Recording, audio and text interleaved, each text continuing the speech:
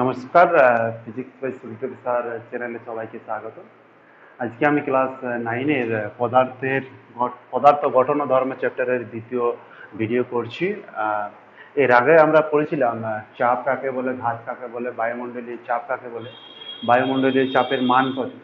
তো আজকে আমরা যেমন দেখতে পাচ্ছ যে আজকে কি পড়ানো হবে, আজকে পড়ানো হবে প্রোটিনের ব্যারোমিটার এবং তার সাথে সাইফনের ক্রিয়া। তো আমাদের বায়ুর চাপ পরিমাপক যন্ত্রের নাম ব্যারোমিটার।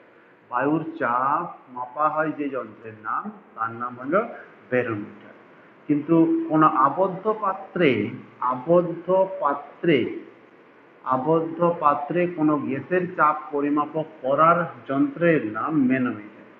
এই ম্যানোমিটার নিয়ে আমরা ক্লাস 10-এ পড়ব কিছু পরিমাণ, এবং আজকে আমরা যেটা পড়ছি সেটা ব্যারোমিটার।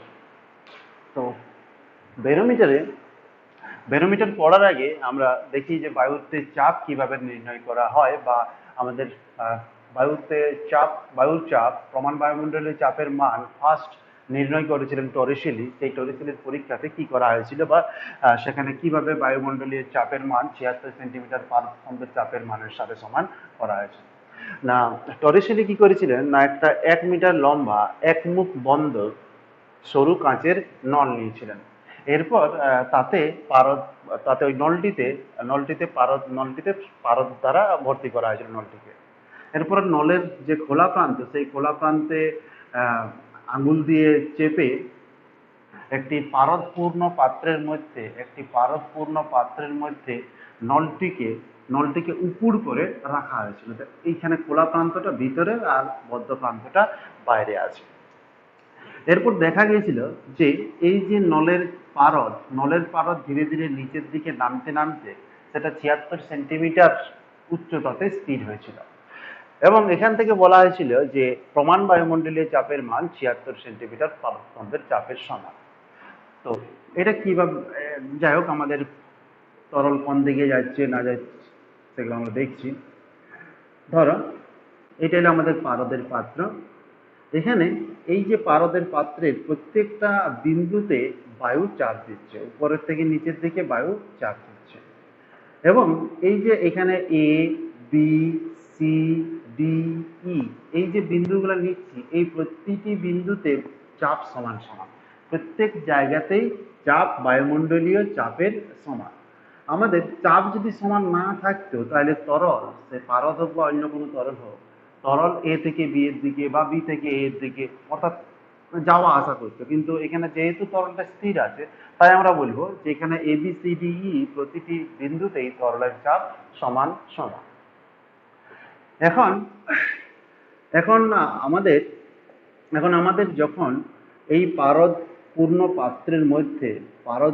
পাত্রের মধ্যে নলটিকে 1 মিটার লম্বা নলটিকে, এর দৈর্ঘ্য কতটা আছে না 1 মিটার, পুরাটাতে পারদ ভর্তি ছিল। বলে আমরা এখানে একটা এ বিন্দু নিলাম আর এখানে একটা বি বিন্দু নিলাম। বি বিন্দুতে চাপ কতটা না, বি বিন্দুতে চাপ হলো প্রমাণ বায়ুমণ্ডলীয় চাপের সমান বা বায়ুর চাপের সমান। এখন এই বিন্দুতে চাপ কে দিচ্ছে না, এই বিন্দুতে চাপ দিচ্ছে এর উপরে যে নলটিতে পারদ আছে, সেই পারদটা এই বিন্দুর উপর চাপ প্রয়োগ করছে। এখন যদি এ বিন্দুর চাপ বেশি হয়, বি বিন্দুর চাপ যদি কম হয়, তাহলে এ থেকে বি এর দিকে, বা এদিকেও কেউ বি বিন্দু নিতে পারে, বি ড্যাশ বিন্দুর দিকে তরল স্থানান্তরিত হবে। তরল এ থেকে বি এর দিকে বা এ থেকে বি ড্যাশের দিকে, উচ্চচাপ থেকে নিম্নচাপের দিকে যাবে যদি এ বিন্দুর চাপ বেশি হয়। এবং এই 100 সেন্টিমিটার লম্বা যে নল, তাতে যে পারদ আছে, তার চাপ এ বিন্দুতে তার চাপ বেশি, তার জন্য তরল এ থেকে বি এর দিকে যাবে, এবং এইখানের যে পারদ, সেই পারদটা ধীরে ধীরে নিচের দিকে নামতে থাকবে। যত পারদ নিচের দিকে নামতে থাকবে, তত এ বিন্দুর চাপ কমতে থাকবে। কমতে কমতে যখন এ বিন্দুর চাপ এবং বি বিন্দুর চাপ সমান হবে, তখন এইখানে পারদ নিচের দিকে নামা বন্ধ করে দেবে। অর্থাৎ যদি পারদ আর একদিক থেকে আরেক দিকে না যায়, অর্থাৎ পারদের উপরিতল যদি স্থির অবস্থায় থাকে, তাহলে আমরা বলবো যে এ বিন্দুতে পারদের চাপ এবং বি বিন্দুতে বায়ুমণ্ডলের চাপ সমান। অর্থাৎ এ বিন্দুতেও চাপ হলো প্রমাণ বায়ুমণ্ডলীয় চাপের সমান, P0 বা P0।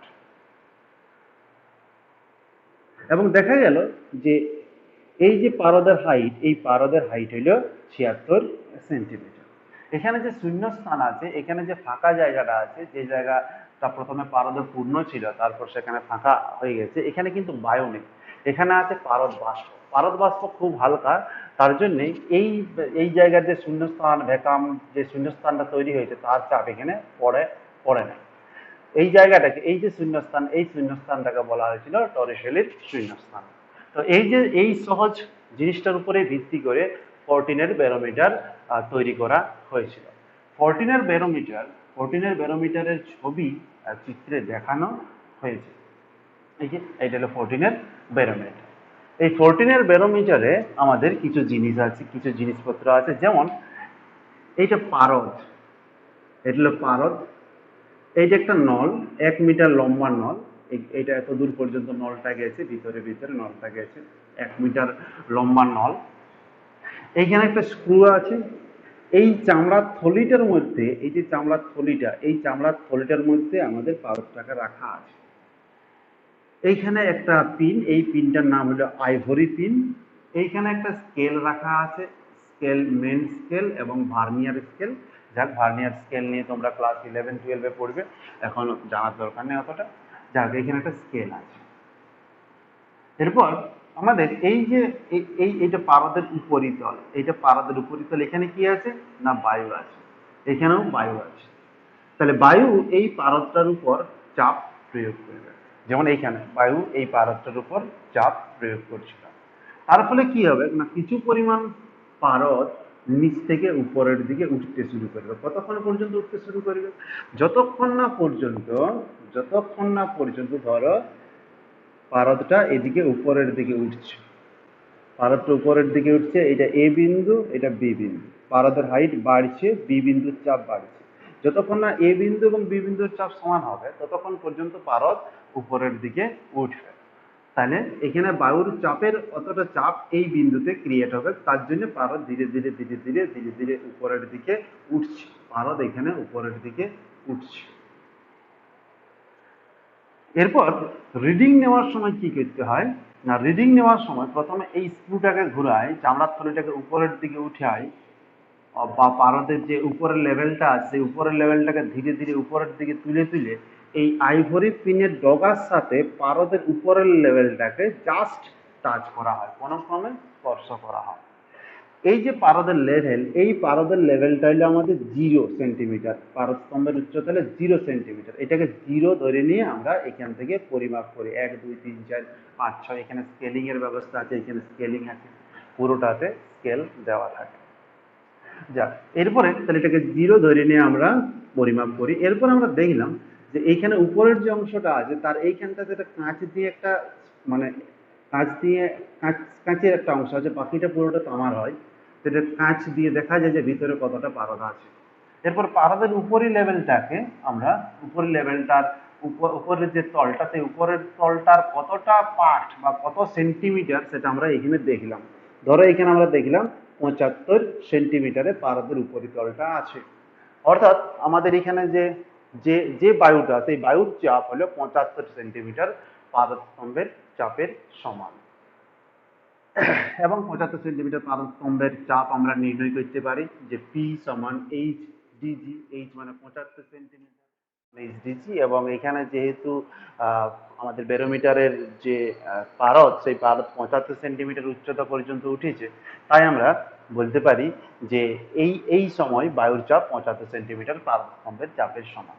এই ব্যারোমিটার যন্ত্রের সাথে একটা, এর যে বাক্স, সেই বাক্সে একটা থার্মোমিটার লাগানো থাকে। থার্মোমিটারের সাহায্যে আমরা উষ্ণতা দেখি। উষ্ণতার উপর উষ্ণতার উপর আমাদের বায়ুর চাপ নির্ভর করে।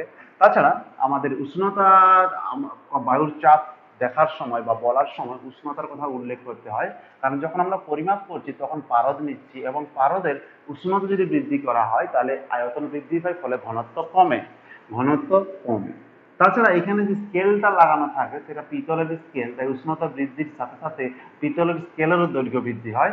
তাহলে যে রিডিংটা পাওয়া যায় সেটা কিন্তু আলাদা আলাদা উষ্ণতাতে আলাদা আলাদা রকম হতে পারে। তার জন্যই থার্মোমিটারে উষ্ণতা দেখে নিয়ে আমাদের উষ্ণতার কথা উল্লেখ করতে হয়।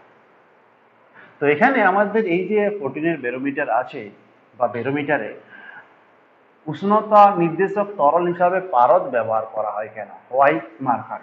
পারদ কেন পারদ ব্যবহার করা হয় কেন?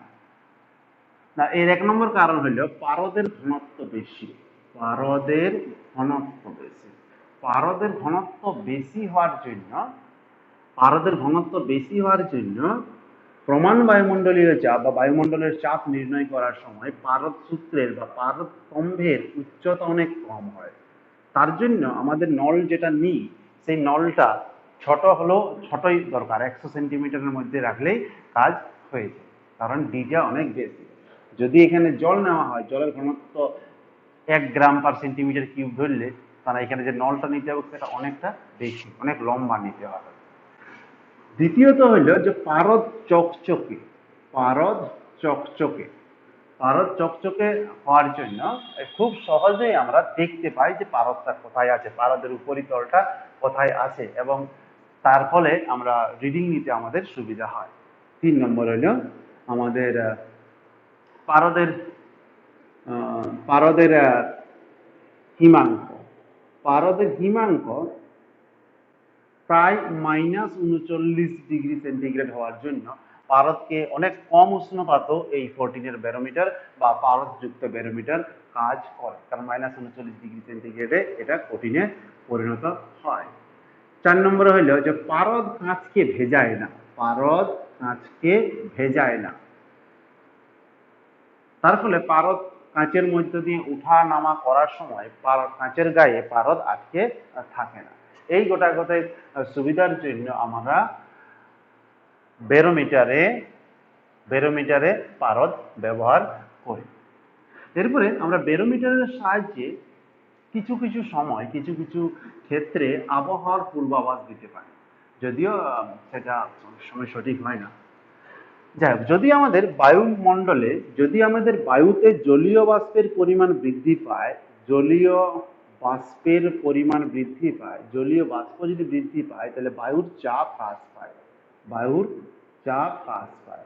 তার কারণ শুকনো বায়ুর চেয়ে জলীয় বাষ্পপূর্ণ বায়ু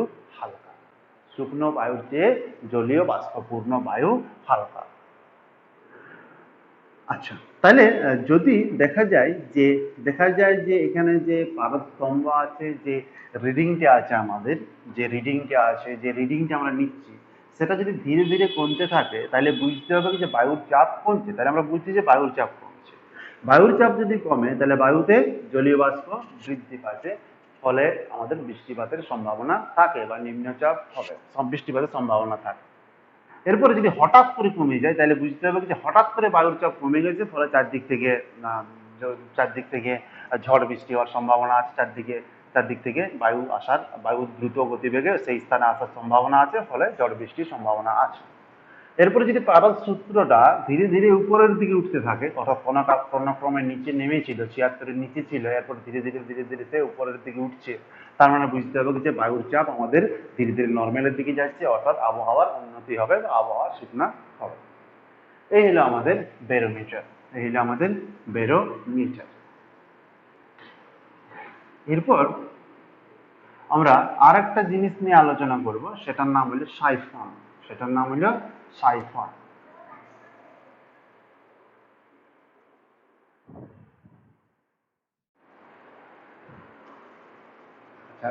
এরপর আমরা যে জিনিসটা পড়ছি সেটার নাম হলো সাইফন। সাইফন হলো একটা নল, যে নলের সাহায্যে অভিকর্ষ এবং বায়ুমণ্ডলীয় চাপকে ব্যবহার করে কোনো তরলকে একটি উঁচু পাত্র থেকে নিচু পাত্রে স্থানান্তরিত করা যায়। এটা খেলতে অনেকেই করেছো। ধরো একটা পাত্র উপরে আছে, একটি পাত্র নিচে আছে, একটি পাইপ দিয়ে এর আগে যোগ করা হলো, এবং প্রথমে পাইপটাকে ওই তরলটা বা জল দিয়ে ভর্তি করে নিয়ে একটা মুখ এর প্রান্তে প্রবেশ করানো হলো। এরপর দেখা যায় যে ধীরে ধীরে জল নিচের প্রান্তে আসে নিয়ে পড়তে থাকে। এটা করার সময় আগে প্রথমে পাইপটাকে জলে ভর্তি করতে হবে, মুখ দিয়ে অনেক সময় টানে নিয়ে ভর্তি করা হয়। বা অন্য কোনো পদ্ধতিও আছে, এবং এই পদ্ধতিতে খেতে জল দেওয়া হয়। উপরে কোনো একটা পুকুরে জল, উপরে পুকুরে কোনো একটা ভর্তি আছে, এখান থেকে একটা সেকশন পাইপ নিয়ে নিচে খেতে জল দেওয়া হয়। যাই হোক, এছাড়া আরো দু একটা পদ, আরো যেমন আমাদের বাথরুমের ফ্ল্যাশে এই সাইফনের উপর ভিত্তি করেই যন্ত্রগুলো কাজ করানো হয়, ফ্লাশটা তার উপর ভিত্তি করেই কাজ করে। তো সাইফন, তাহলে সাইফনে কি হয় না, সাইফনে আমাদের দুটো পাত্র থাকে, দুটো পাত্রের মধ্যে একটি পাত্র উঁচুতে থাকে আর একটি পাত্র নিচুতে থাকে। তো এখানে ম্যাথমেটিক্যাল ক্যালকুলেশনের সুবিধার জন্য আমরা আমরা যে নলটা নিচ্ছি সেটা দুবার সমকোণে বাঁকানো নল, দুবার সমকোণে বাঁকানো নল। এটা হলো এ পাত্র, এটা হলো আমাদের বি পাত্র।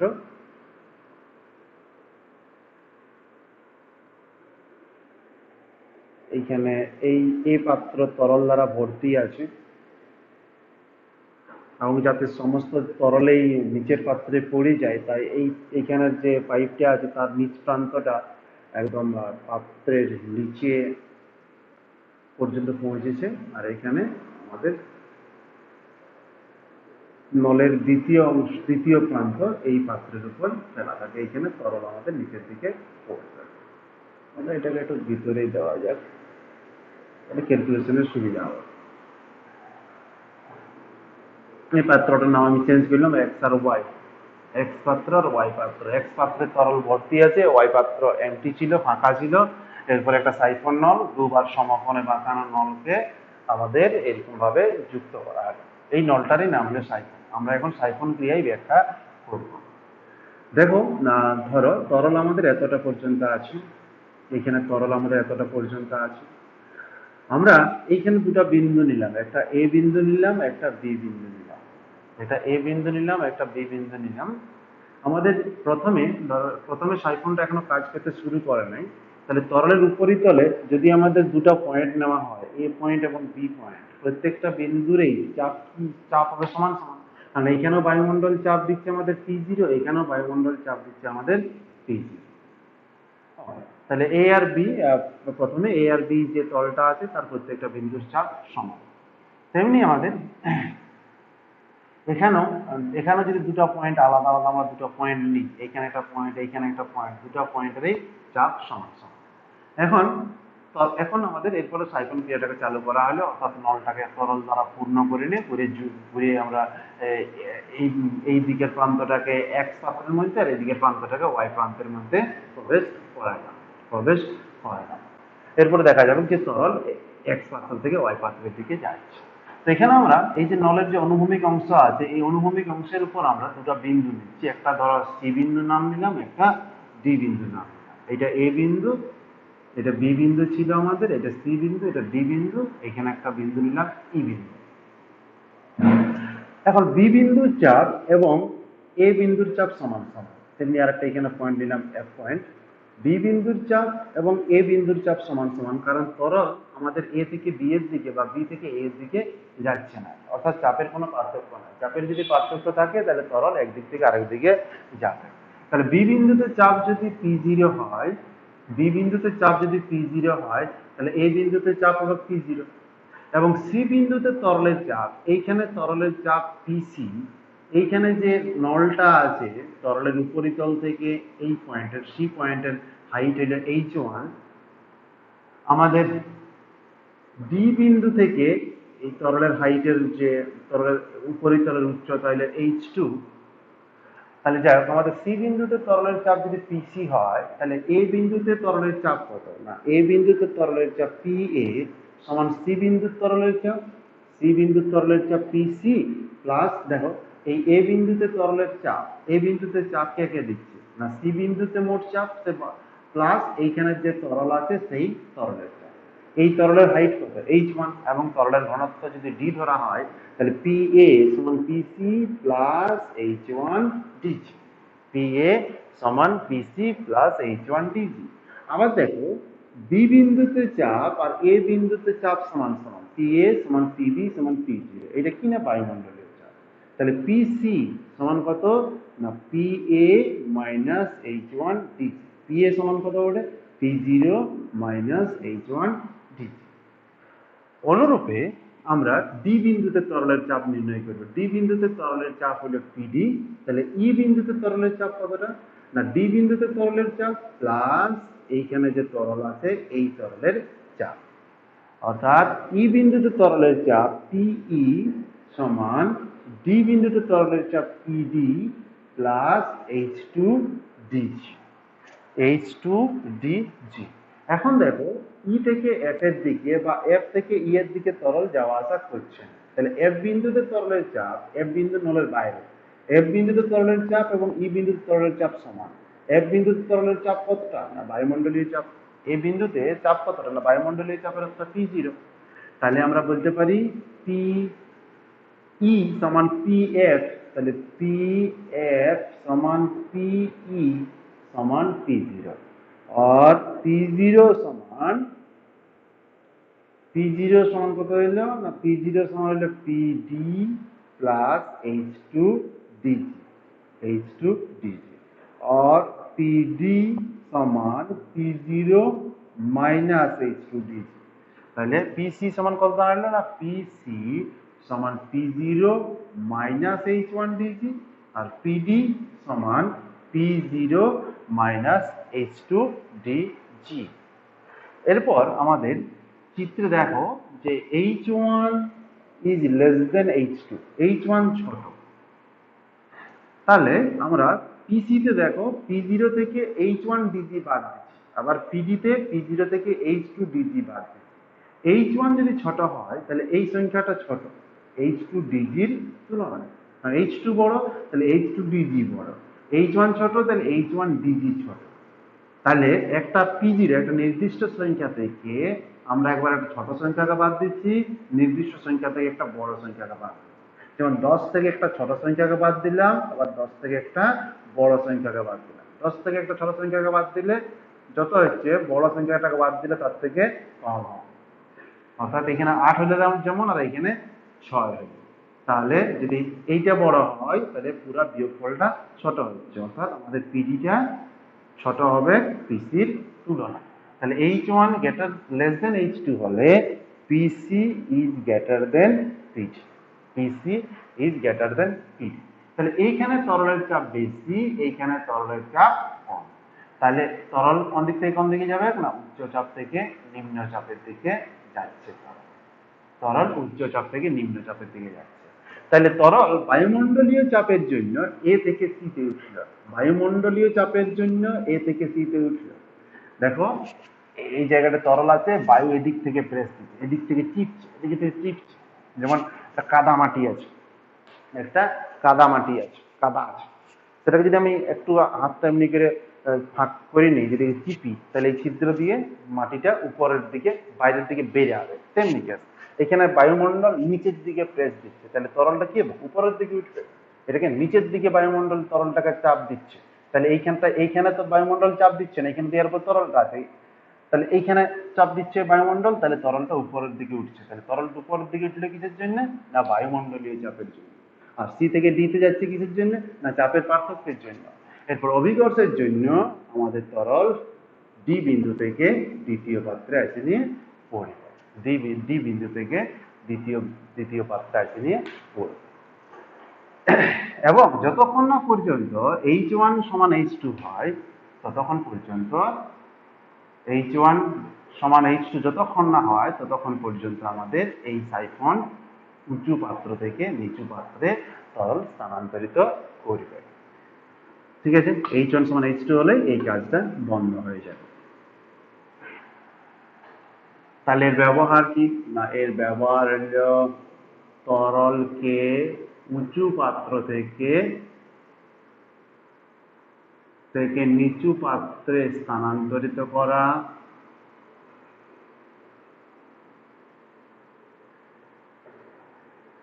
এক নম্বর। 2 নম্বর হইল সেচ ব্যবস্থাতে ব্যবহার করা হয়। 3 নম্বর হইল বাথরুমের ফ্লাশে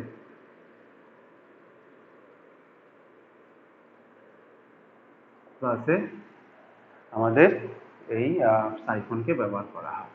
এরপরে আমাদের সাইফন কোথায় কোথায় কাজ করবে যদি প্রথমত হইলে বায়ুমণ্ডলীয় চাপ যদি না থাকে, যদি পি জিরোটা না থাকে, যদি পি জিরো না থাকে, বায়ুমণ্ডল বায়ু শূন্য স্থানে, তাহলে সাইফন কোথায় কাজ করবে না?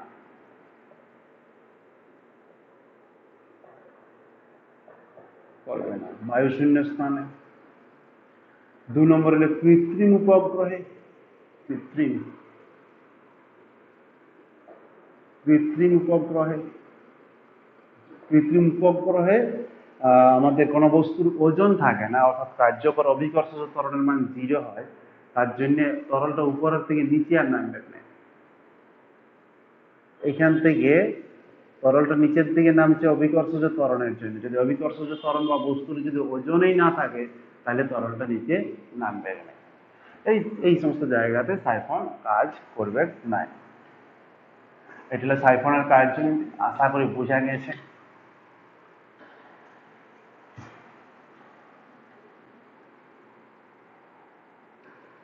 আচ্ছা,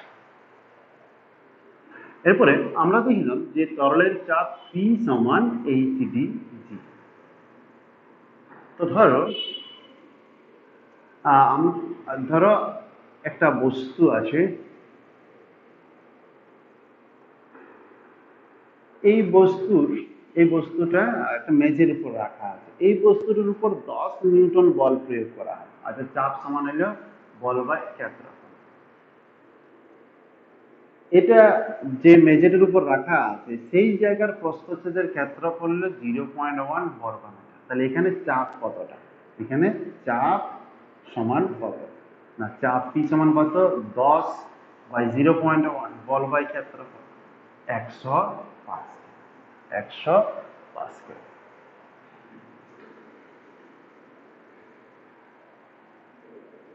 তেমনি আর একটা প্রশ্ন বলা হলো যে ধরো আমাদের একটা এরকম বাঁধ আছে, জল আছে এটাতে ভর্তি, এটাতে জল আছে ভর্তি। এখানে জলের হাইট হলো,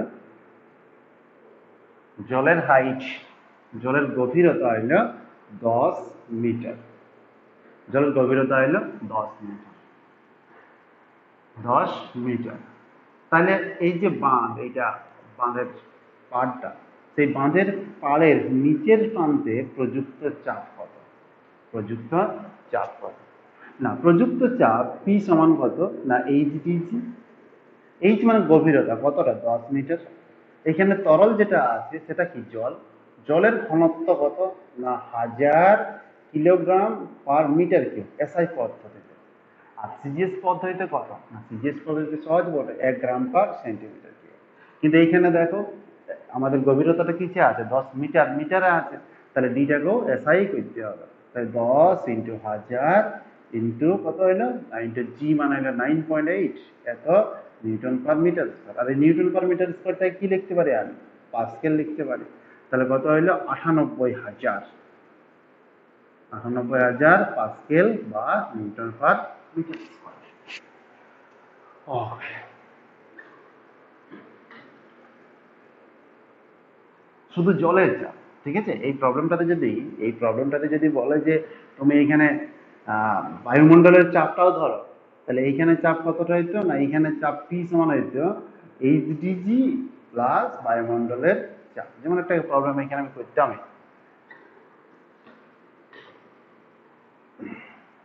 যেমন ধরো যেটা পুকুরে আমাদের পুকুরে 5 মিটার গভীরতায়, 5 মিটার গভীরতায় চাপ কত? চাপ 5 মিটার গভীরতায় চাপ কত? ঠিক আছে, এখানে বায়ু আছে, পরিষ্কার যে বায়ু আছে। তাহলে 5 মিটার গভীরতায় চাপ কত? ওকে, এটা ধরো সিজিএস এ বলবো আমরা। বায়ুর চাপ কত? না, বায়ুর চাপ হলো 76 সেন্টিমিটার পার স্তম্ভের চাপের সমান, বা এটা আমরা জানি 1.013 ইন্টু 10⁶ পার সেন্টিমিটার স্কোয়ার। এটা প্রমাণ বায়ুমণ্ডলীয় চাপ। তাহলে এখানে চাপ কতটা হলো? না, এখানে চাপ পি সমান P0, বায়ুমণ্ডলীয় চাপ হলো P0 প্লাস এইচডিজি 5 মিটার, এটা সেন্টিমিটার যদি করো 500, জলের ঘনত্ব কত? 1, সিজিএস এ করছি যেহেতু, তাহলে 1 হবে, ইন্টু 980 সমান কত? 1.013 প্লাস 500 তিনটা শূন্য 5 8 40 5 9 45 49 এখানে একটা 10 টু দি পাওয়ার 3 আছে 10 টু দি পাওয়ার 6 আছে এত dyne per centimetre square okay 1.013 into 10 to the power 6 plus 3 6 0.49 into 10 to the power 6 dyne per centimetre square 10 to the power 6 আছে 10 টু দি পাওয়ার 6 আছে তাহলে 10 টু দি পাওয়ার 6 কমন হয়ে গেল তাহলে কত দাঁড়ালো 1.013 প্লাস 0.49 ডাইন পার সেন্টিমিটার স্কোয়ার সমান কত না 1.503 ইন্টু 10 টু দি পাওয়ার 6 আছে এখানে into 10 to the power 6 dyne per centimetre square তাহলে এখানে চাপ সমান হলো প্রমাণ বায়ুমণ্ডলীয় চাপ প্লাস 500 সেন্টিমিটার ইন্টু 1 ইন্টু 980 দুটো একে তিনটে শূন্য 5 8 40 5 9 45 4 49 0.49 ঠিক এতটা হবে চাপ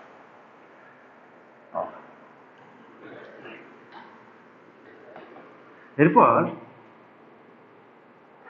আমরা ধরো একটা একটা প্রবলেম দিচ্ছি আমি যে ধরো কোন একটা পাত্রে নিচে পারদ আছে এখানে জল আছে জল আছে 2 মিটার পর্যন্ত এখানে পারদ আছে 1.5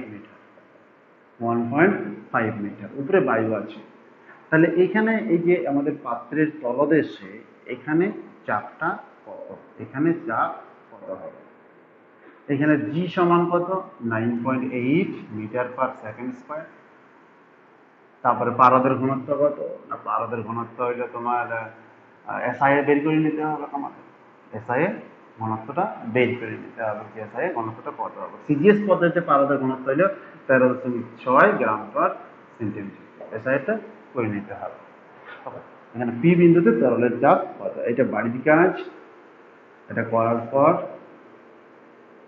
যদি ইচ্ছা হয় তাহলে আমার এই যে হোয়াটসঅ্যাপ নাম্বার বা মোবাইল নাম্বার এটাতে অ্যান্সারটা সেন্ড করবে যারা আমার অলরেডি আমার স্টুডেন্ট তারা তো তাদের গ্রুপ আছে সেই গ্রুপে তারা পাঠাবি বুঝলি করবি সহজ বটে একটু ভাববি উপরে বায়ু আছে কথাটা মনে রাখবি তারপরে জল তারপরে পারদ যাক আজকে এতটাই পরে নেক্সট আরো পরের ভিডিও আসবে কিছুদিনের মধ্যে ঠিক আছে ধন্যবাদ